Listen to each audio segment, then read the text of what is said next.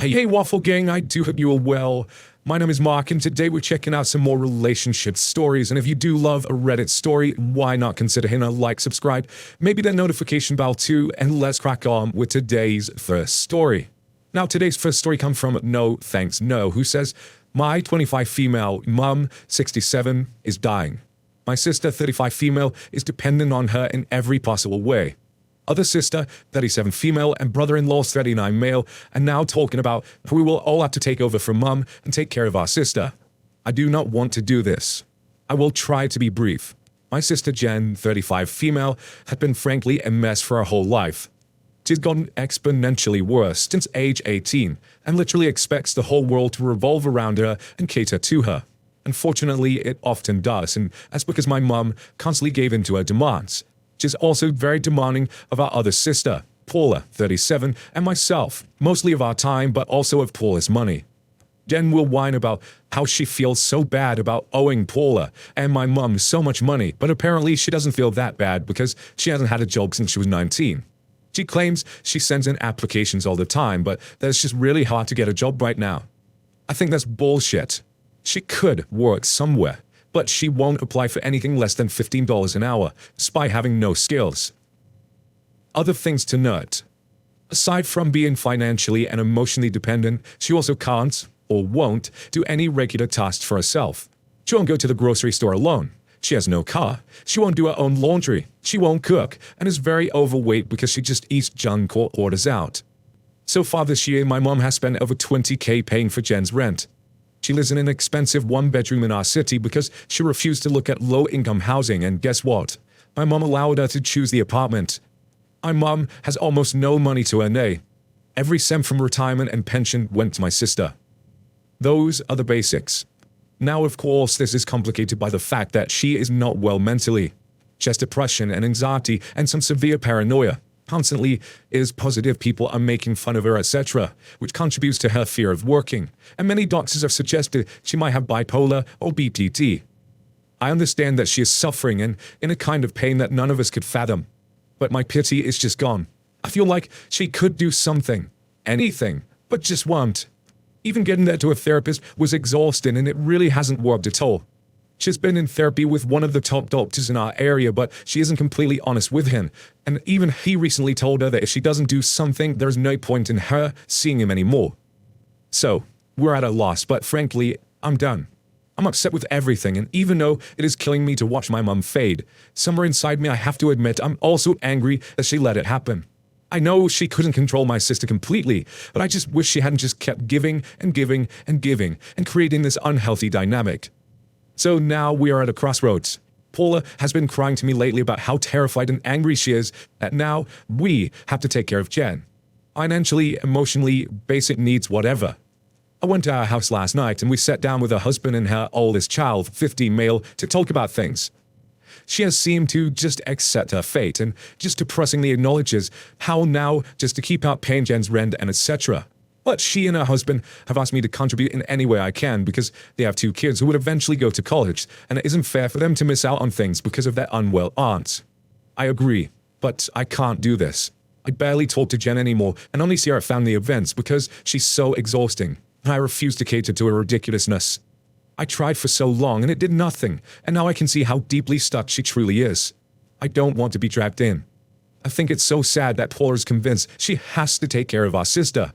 I don't know how to explain that we can say no. My mom was never able to, but we can. Unfortunately, I am seeing that Paula won't accept that, and she feels that, as the oldest, she's required to do this. I know it's unlikely I can't convince her otherwise, but how can I explain I can't help them continue this pattern of dependency/codependency?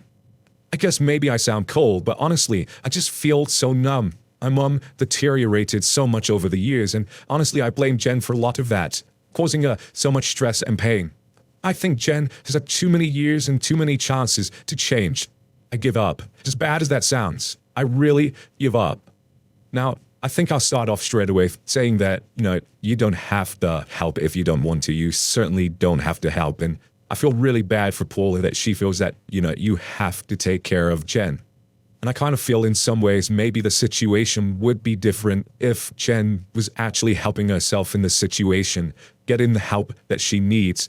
I found it interesting in the therapy session that you mentioned in this particular post, one of the top doctors in your area, and she isn't completely honest with him. And then he turned around and told her, and she doesn't do something, there's no point in seeing him anymore. And what you said in this post has proven if you continue to enable this kind of behavior without trying at all, nothing's going to improve. Paul is already crying about, having what she's going to have to do with like financially and emotionally and dealing with her basic needs. And while you certainly don't have to do it, neither does Paula. May help clear things just going up to Jen and saying, what's going to happen when, mom does pass away? What are you going to do then? Just so she isn't under this belief that you're going to be the ones fronting her rent and paying for her food and doing all this sort of stuff for her. That she has to start standing on her 2 feet quickly. But the babes too says, no disrespect to your mother, but she created this mess. I've seen this in my own family. My uncle, who is somewhere in his 50s, is much like your sister, and guess what? After my grandma died, the family just picked up where she left off. Exhausting, and finally, after a few years of total nonsense, my dad had said done, and is putting a timeline in place for Uncle to get her on his own and be an adult. Your sister may not be mentally well, but I note that she is not medically disabled. She has the capacity to care for herself, but she chooses not to, because much like my uncle, she doesn't have to, until now. You know what's coming, and I say you put your foot down now. How your other siblings know. If you and your other siblings want to be kind, you can let her know up front and start planning for the day mom is gone. But I wouldn't, for a second, consider being mom 2.0 to her. She needs to get off her ass and live life. Ask your siblings, do they want to be burdened with this for another 40 years? Because that is exactly what they're signing up for if they take her on. Oki replies and thank you, and I totally agree. That's really good that your dad is putting his foot down. I think I'm ready to do that. If anything, I feel stronger because of how angry I am. I'm not sure if that's good or bad, but it's helping at least with the feelings of guilt over giving up on my sister. It just really breaks my heart that Paula can't do the same.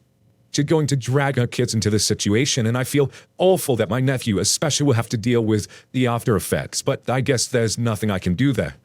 I have a private mini fund started for him and his sister, but still, it sucks to see his parents unintentionally prioritizing their aunt over him. And Orte Delisa says, I would feel exactly as you do. It's clear that while Jen may have some special needs, she's not completely helpless either, and she should be doing a lot more for herself. But we gotta be realistic. While the idea of Jen being literally homeless on the street doesn't bother you now, consider the possibility that it's only because it hasn't happened yet. It may be that your other sister has a better sense of how guilty she'll feel if that were to happen than you do. I know that I can say something won't bother me, but that's just because it's hypothetical. If a social worker at a psych hospital calls you up and informs you that your sister is being released and needs someone to pick her up, will you just hang up the phone? Imagine how you react if sister knocks on your door at 3 a.m., pleading for you to let her in. Will you just ignore her? I'm not intending to lay guilt on you at all, but I just think you and other sister need to figure out a plan so these kinds of gut-wrenching situations don't happen. Personally, I don't know what I would do if even my worst enemy begged to let them sleep on my couch, let alone my crazy-ass sister. Maybe you can just be straight up about the reality facing your sister. If she's truly disabled, she should get eligible for disability, but it can take some time to get approved. She either needs to be filing out a paperwork or some job applications, but just don't let her be blindsided whatever you do. She needs some time to pull herself together. Oki replies saying thank you, I definitely understand and I appreciate you laying that out very accurately. I think about all of that so often, it has become too draining. Since Jen was 20 years old, we have been telling her, or more accurately Paula and my mum, give her 6 months, apply for disability, etc. But she won't do anything without any hand-holding. And even then, it's not enough. Someone could help her apply, but then she wouldn't do the bare minimum to follow up. We've written and rewritten resumes at countless family sessions. I can't even tell you how hard we have tried. I just feel I've reached my limit. That's more than I can explain, not only losing her as a sister, I will always love, but also knowing that she may be out there not only hurting but suffering, struggling, and homeless. I just can't help her. I can't let that control my actions or I will honestly just break down. I feel awful knowing how alone and scared she feels deep down. But I am done trying so achingly hard for someone who won't do anything at all, then still lashes out at people who give her everything. Someone suggests to OP about giving her an ultimatum about get a job and get into therapy, to which Opie replies, and thank you, you're definitely right. Unfortunately, you have X months to get a job and get into therapy has always been done, but with no actual consequence. I.e., my mom would set a deadline with those stipulations. Deadline would come, sister would do nothing, and nothing would happen. I hope that this might be the route Paula takes, but with actually setting those consequences. But I'm not really sure, based on our inability to accept the hardship that comes with this, that Jen might end up homeless without our help. And one more comment and reply from N. Dave T, who says in quotes, Paul has been crying to me lately about how terrified and angry she is that now we have to take care of Jen. And then says, in the discussion you had with Paula, did you ask her why she thought you and she have to take care of Jen? You expressed your opinion that the two of you do not, in fact, have to take care of Jen. Opie replies saying, oh yes, unfortunately, maybe because of the fact that she's dealing with so much right now. I don't think she's in the mindset to grasp that in a rational way. She seems to be convinced that she has the power to change Jen. If I can move her closer to me, I can take her to the gym with me, help her get a job. It's not possible. Hell, Jen lived with her for 3 years, and guess what? She never worked out and never got a job. I don't know why Paula still has this strange hope. I think she's in denial about losing Jen and just think she can fix her. When I did say, well, you don't have to sign a lease or pay for her, that's your choice, she got really loud and defensive and said, I didn't understand. When I said this would be just repeating what Mum has done for years, because Paula is very vocal about Mum's decisions being so poor, etc., she rejected that and said no, she won't be doing all of what our mum did. To then, Opie updated the post, which says, hi everyone, I have a sort of update that I wanted to share since you all helped me so immensely the last time I posted. Please let me start by saying thank you from the bottom of my heart. I was in a very dark and numb place, and you really helped me give me some clarity when I desperately needed it. To the basics. My mom is actually doing okay right now. The prognosis was much worse before, in that they were saying she could go as quickly as 3 months.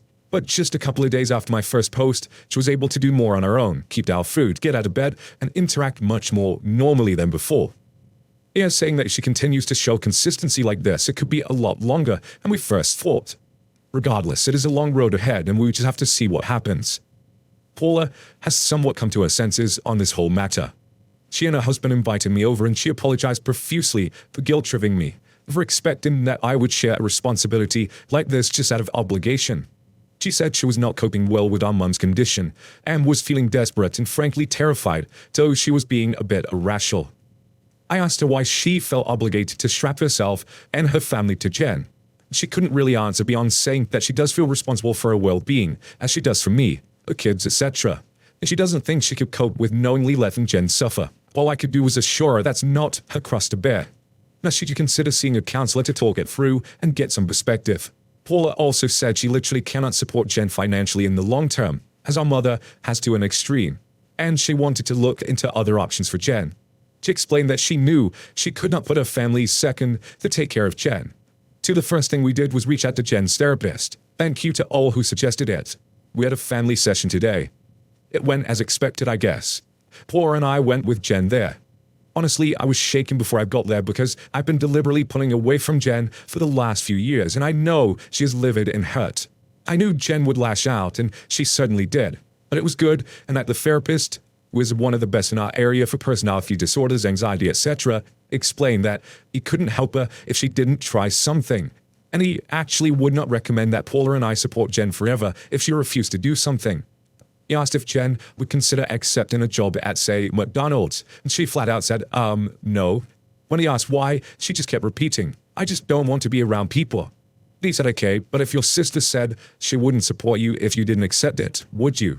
She said, no, but they shouldn't just cut me off like that. That's fucked up. He said that he blamed our family a lot. Absolutely makes sense. And when Jen said, but their family, they should be there, he set it up like this. Imagine you were supporting your sisters financially, emotionally, physically, whatever, and someone came up and offered your sisters a job in McDonald's, and they said no. How would you react? She said she would be annoyed, but she wouldn't just abandon us. So there wasn't much wiggle room there. I wish she'd explain that it's not abandonment and that we can't drag ourselves down, as she won't do the smallest of things. But I'm not a therapist. I was really relieved to have him there because she then jumped up to say how only Mum has been there for me. You haven't at all. To me. And I explained as best as I could that we all needed to be healthy, happy, and functioning to have healthy relationships. It's not me not being there, but I need to support from a distance because it affects me deeply. And in fact, when I was there all the time, it didn't help Jen at all. I said that this had been going on for years, and being tightly wrapped up in each other was actually damaging and not helping her at all. He backed me up on that and asked her why she thought that her family should do all this for her. She just kept repeating, because we are family, and I would do it for them, and I've always been there for them. So yet, not really budging on that. She also went off about how I've changed since I went to college and blamed my boyfriend for that a lot. She said how lucky you are not to have to give a fuck. It's easier to be distant. She was extremely angry but crying at this point, which was hard to see. I tried as much as I could not to argue at all, but to say, I'm sorry you feel that way, but I disagree, and refocus us to talking about what the heck we're going to do next.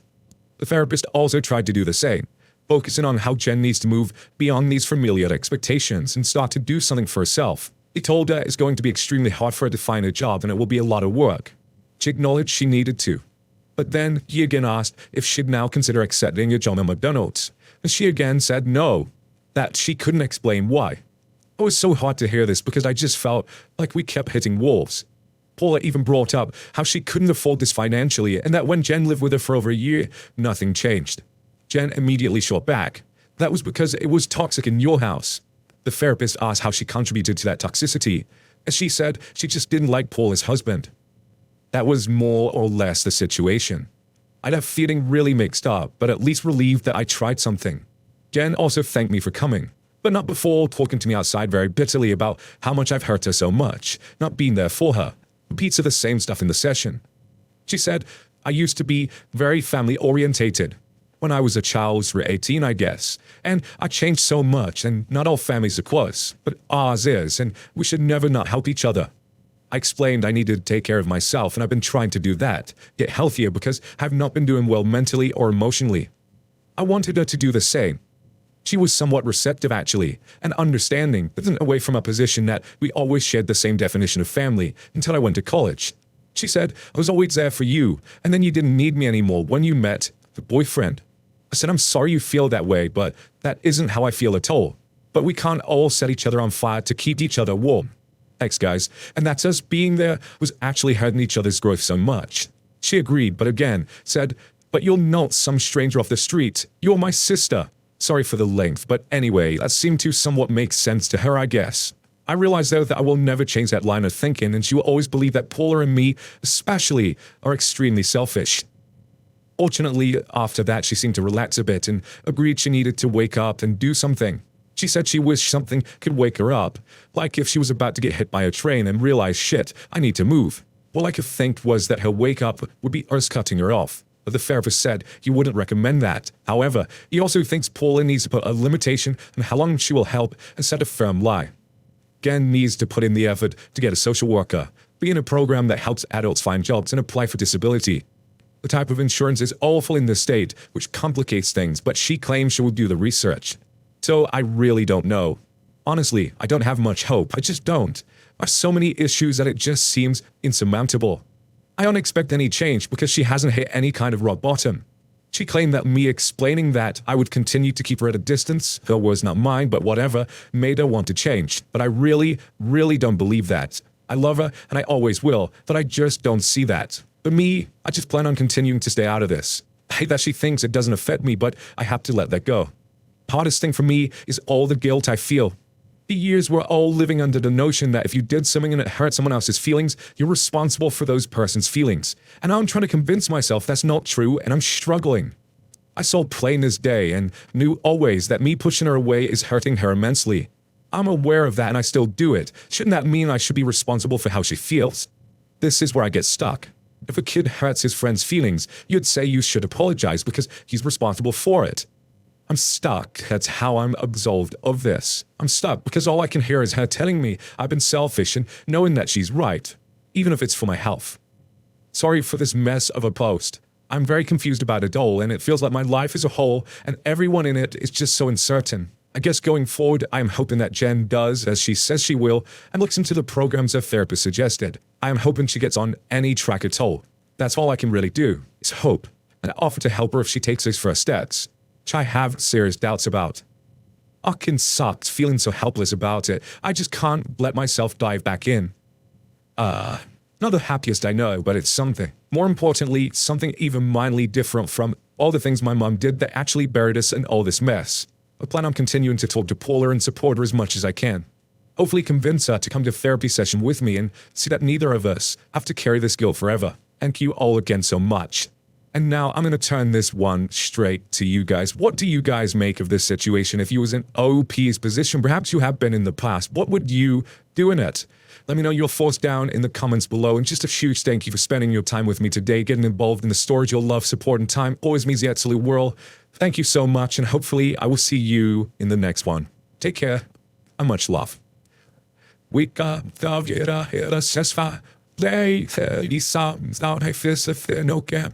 Hey, say my fast guitar, as far faces on my hills, I'm a day, hey, we got. I can smell the smoke from the bait guy on let's go. See the sun shining from the window. Okay, I know that's a dip.